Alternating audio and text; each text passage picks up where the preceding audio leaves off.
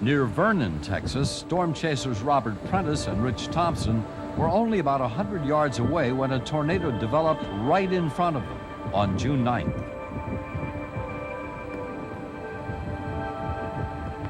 This is incredible. We are on the Wilbarger-Hardeman County line. Spectacular motion.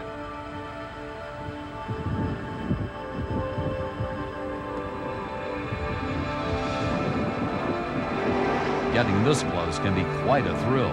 And in 1995, chances to get close were not that uncommon.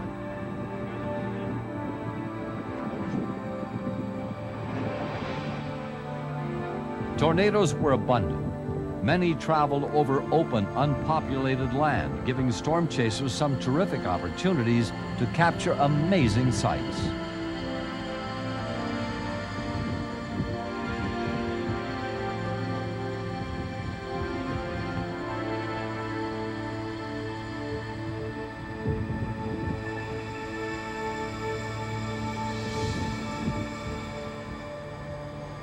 However, we want to remind you again that chasing isn't something you should attempt unless you're experienced.